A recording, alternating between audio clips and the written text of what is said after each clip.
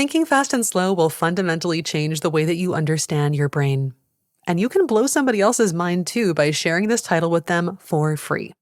Just tap Add to a Shared Space from the main screen of this title, or go to the Spaces tab to learn more. Daniel Kahneman, Thinking Fast and Slow. Blink number 1. Of two minds. How our behavior is determined by two different systems, one automatic and the other considered. There is a compelling drama going on in our minds, a film-like plot between two main characters with twists, dramas, and tensions. These two characters are the impulsive, automatic, intuitive System 1 and the thoughtful, deliberate, calculating System 2. As they play off against each other, their interactions determine how we think, make judgments and decisions, and act. System 1 is the part of our brain that operates intuitively and suddenly, often without our conscious control. You can experience this system at work when you hear a very loud and unexpected sound. What do? You probably immediately and automatically shift your attention toward the sound. That's System 1. This system is a legacy of our evolutionary past. There are inherent survival advantages in being able to make such rapid actions and judgments. System 2 is what we think of when we visualize the part of the brain responsible for our individual decision-making, reasoning, and beliefs. It deals with conscious activities of the mind, such as self-control, choices, and more deliberate focus of attention. For instance, imagine you're looking for a woman in a crowd. Your mind deliberately focuses on the task. It recalls characteristics of the person and anything that would help locate her. This focus helps eliminate potential distractions, and you barely notice other people in the crowd. If you maintain this focused attention, you might spot her within a matter of minutes, whereas if you're distracted and lose focus, you'll have trouble finding her. As we'll see in the following blinks, the relationship between these two systems determines how we behave. Blink number 2. The lazy mind. How laziness can lead to errors and affect our intelligence. To see how the two systems work, try solving this famous bat and ball problem. A bat and ball cost $1.10. The bat costs $1 more than the ball. How much does the ball cost? The price that most likely came to your mind, 10 cents, is a result of the intuitive and automatic System 1. And it's wrong. Take a second and do the math now. Do you see your mistake? The correct answer is 5 cents. What happened was that your impulsive System 1 took control and automatically answered by relying on intuition. But it answered too fast. Usually, when faced with a situation it can't comprehend, System 1 calls on System 2 to work out the problem. But in the bat and ball problem, System 1 is tricked. It perceives the problem as simpler than it is and incorrectly assumes it can handle it on its own. The issue the bat and ball problem exposes is our innate mental laziness.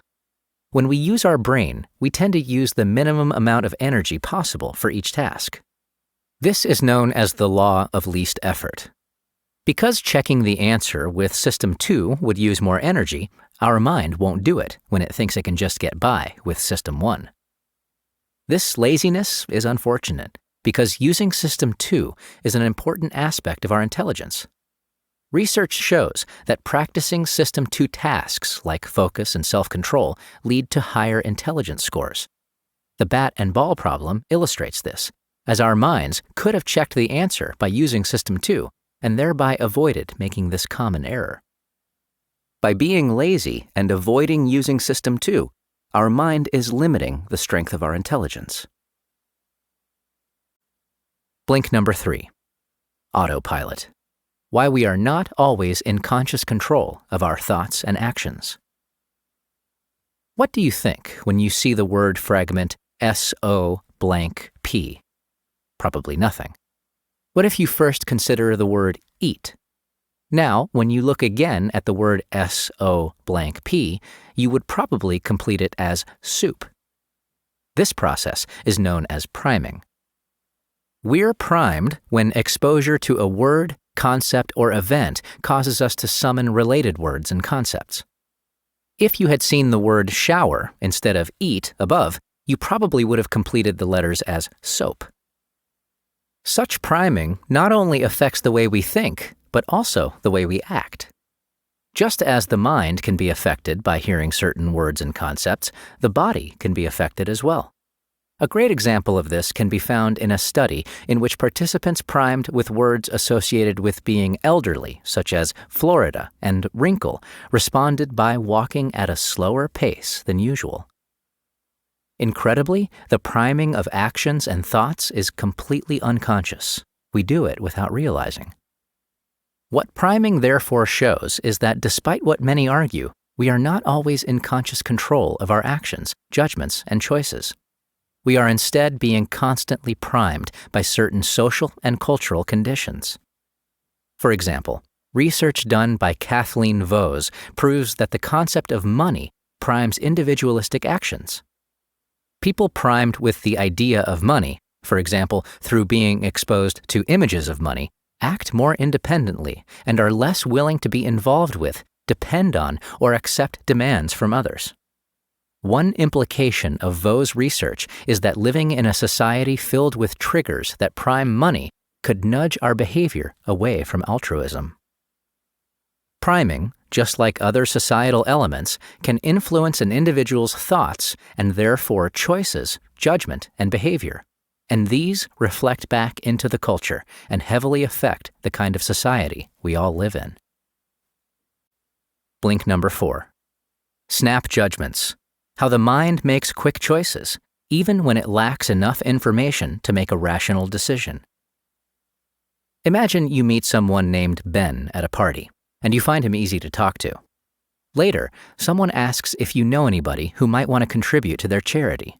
You think of Ben, even though the only thing you know about him is that he is easy to talk to. In other words, you liked one aspect of Ben's character, and so you assumed you would like everything else about him.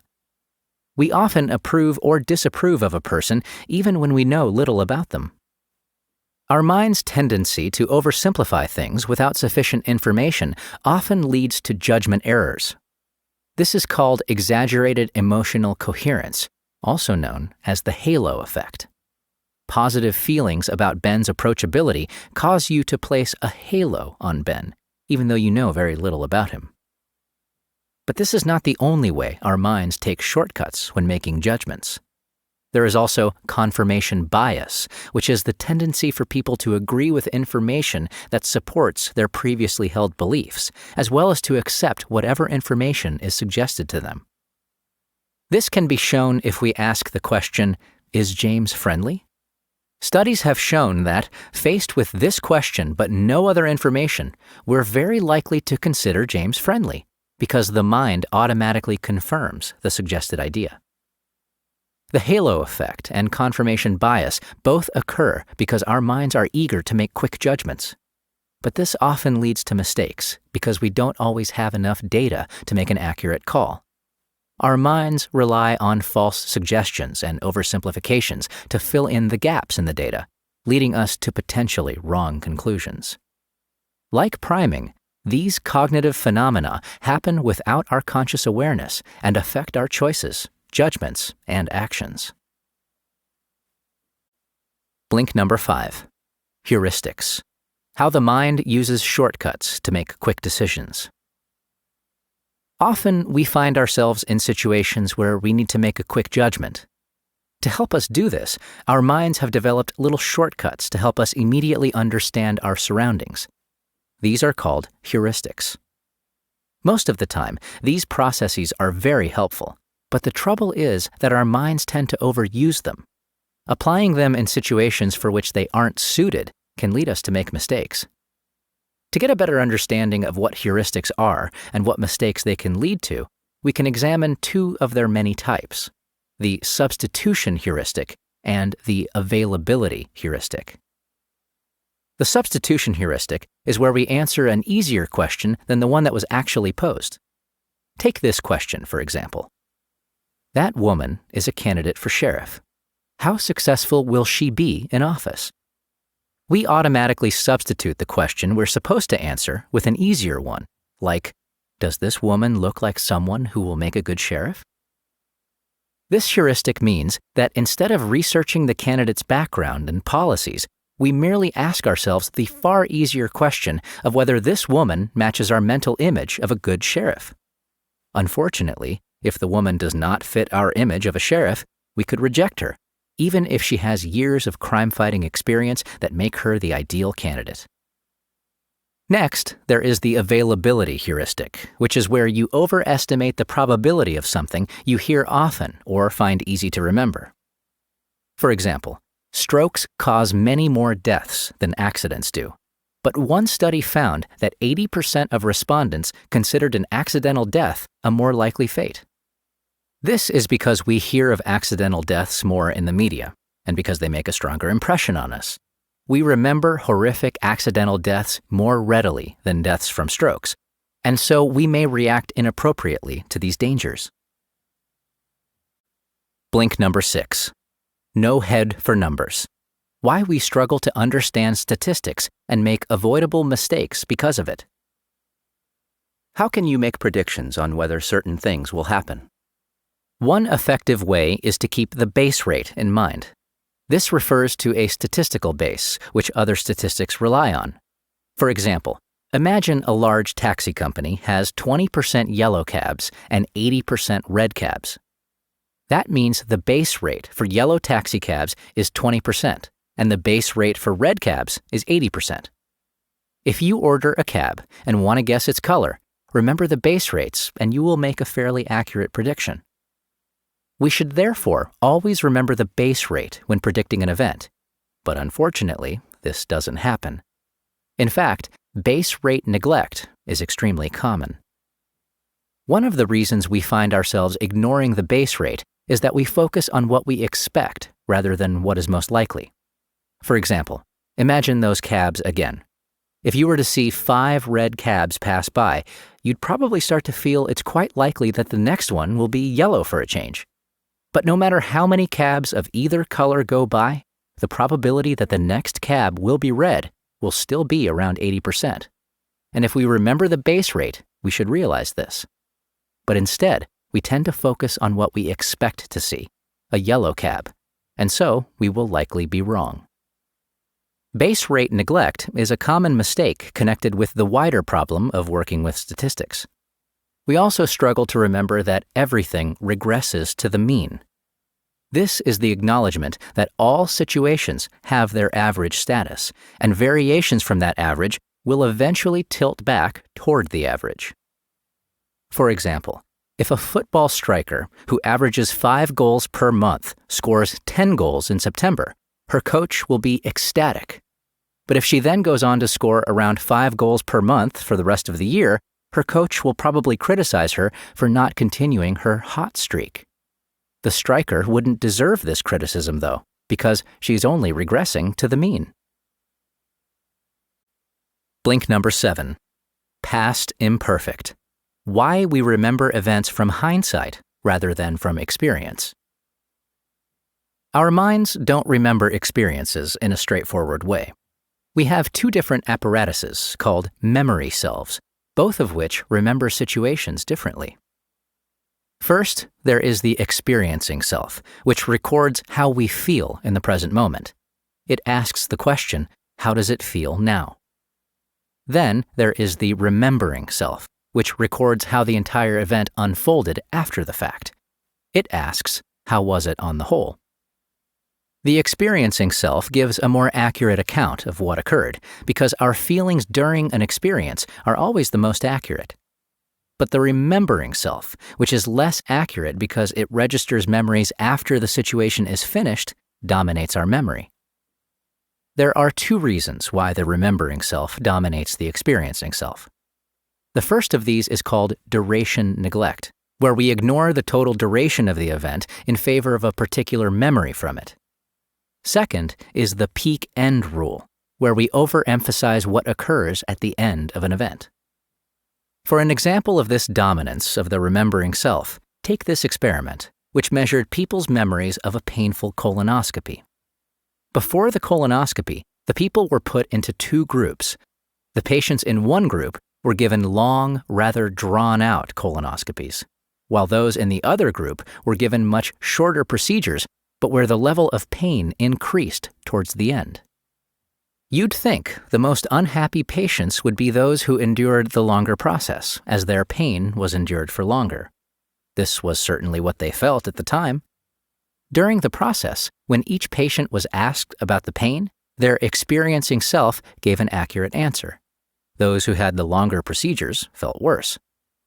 However, after the experience, when the remembering self took over, those who went through the shorter process with the more painful ending felt the worst.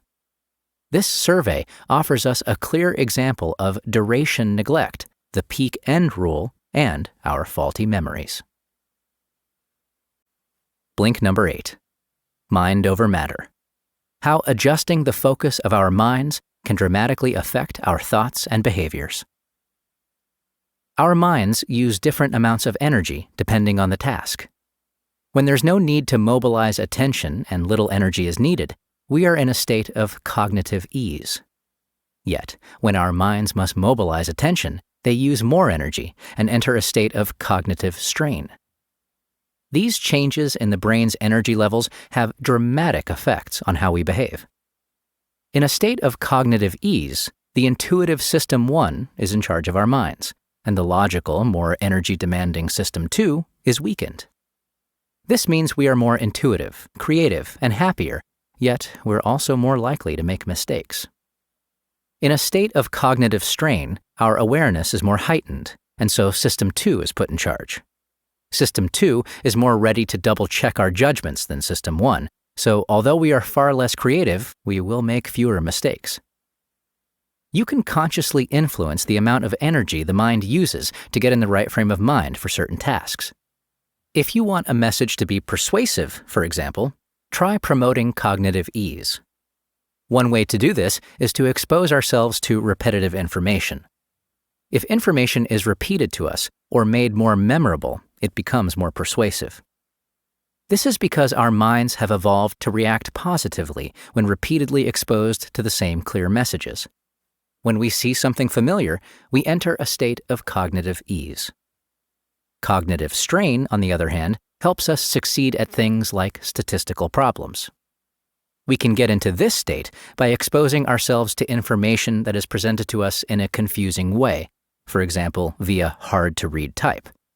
Our minds perk up and increase their energy levels in an effort to comprehend the problem, and therefore, we are less likely to simply give up. Blink number 9. Taking chances. The way probabilities are presented to us affects our judgment of risk. The way we judge ideas and approach problems is heavily determined by the way they are expressed to us. Slight changes to the details or focus of a statement or question can dramatically alter the way we address it. A great example of this can be found in how we assess risk. You may think that once we can determine the probability of a risk occurring, everyone will approach it in the same way. Yet this isn't the case. Even for carefully calculated probabilities, just changing the way the figure is expressed can change how we approach it. For example, people will consider a rare event as more likely to occur if it's expressed in terms of relative frequency rather than as a statistical probability. In what's known as the Mr. Jones experiment, 2 groups of psychiatric professionals were asked if it was safe to discharge Mr. Jones from the psychiatric hospital. The first group were told that patients like Mr. Jones had a 10% probability of committing an act of violence. And the second group were told that of every 100 patients similar to Mr. Jones, 10 are estimated to commit an act of violence. Of the 2 groups, almost twice as many respondents in the second group denied his discharge. Another way our attention is distracted from what is statistically relevant is called denominator neglect. This occurs when we ignore plain statistics in favor of vivid mental images that influence our decisions. Take these 2 statements. This drug protects children from disease X but has a 0.001% chance of permanent disfigurement, versus 1 of 100,000 children who take this drug will be permanently disfigured. Even though both statements are equal, the latter statement brings to mind a disfigured child and is much more influential, which is why it would make us less likely to administer the drug. Blink number 10. Not robots.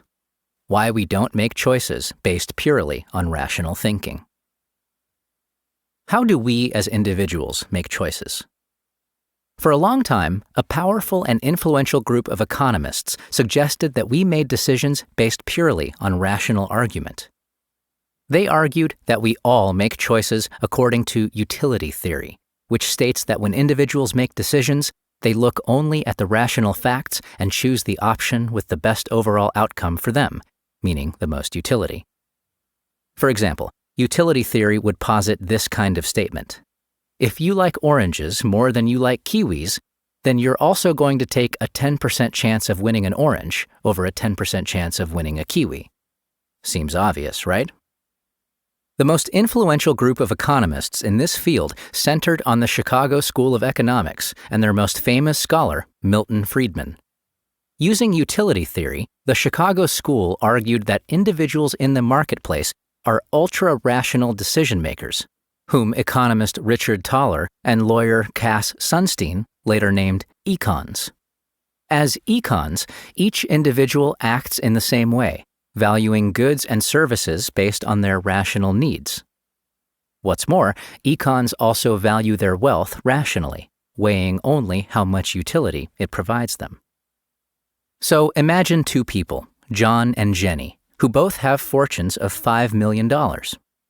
According to utility theory, they have the same wealth, meaning they should both be equally happy with their finances.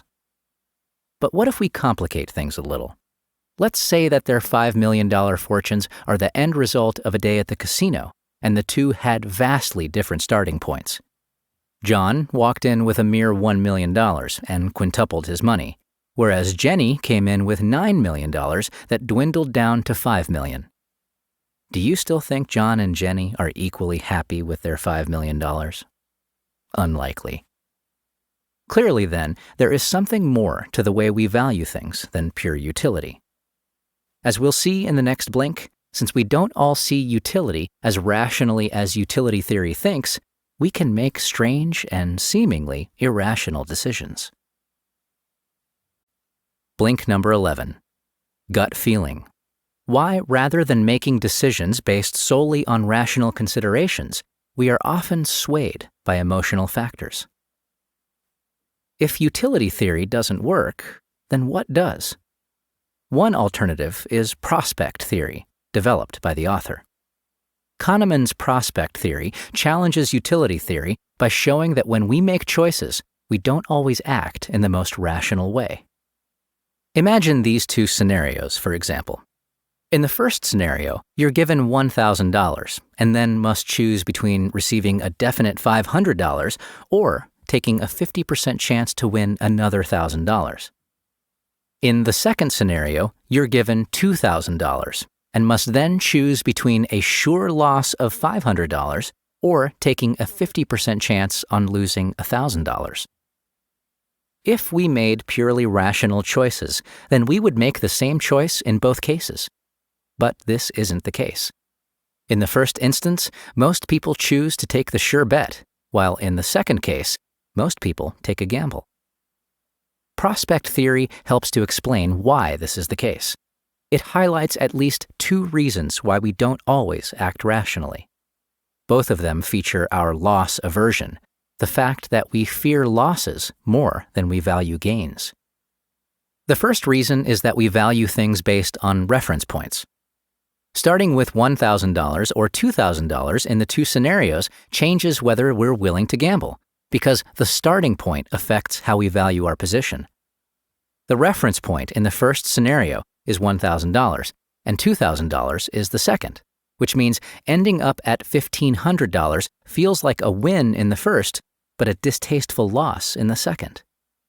Even though our reasoning here is clearly irrational, we understand value as much by our starting point as by the actual objective value at the time. Second, we're influenced by the diminishing sensitivity principle. The value we perceive may be different from its actual worth. For instance, going from $1,000 to $900 doesn't feel as bad as going from $200 to $100, despite the monetary value of both losses being equal. Similarly, in our example, the perceived value lost when going from $1,500 to $1,000 is greater than when going from $2,000 to $1,500. Blink number 12. False images. Why the mind builds complete pictures to explain the world, but they lead to overconfidence and mistakes. In order to understand situations, our minds naturally use cognitive coherence. We construct complete mental pictures to explain ideas and concepts. For example, we have many images in our brain for the weather. We have an image for, say, summer weather, which might be a picture of a bright, hot sun bathing us in heat. As well as helping us to understand things, we also rely on these images when making a decision. When we make decisions, we refer to these pictures and build our assumptions and conclusions based on them. For example, if we want to know what clothes to wear in summer, we base our decisions on our image of that season's weather. The problem is, we place too much confidence in these images. Even when available statistics and data disagree with our mental pictures, we still let the images guide us. In summer, the weather forecaster might predict relatively cool weather, yet you might still go out in shorts and a t-shirt, as that's what your mental image of summer tells you to wear. You may then end up shivering outside. We are, in short, massively overconfident of our often faulty mental images. But there are ways to overcome this overconfidence and start making better predictions. One way to avoid mistakes is to utilize reference class forecasting.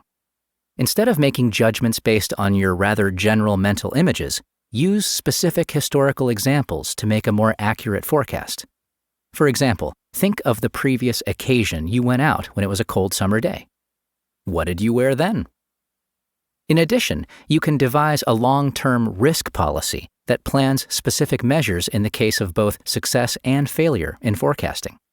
Through preparation and protection, you can rely on evidence instead of general mental pictures and make more accurate forecasts.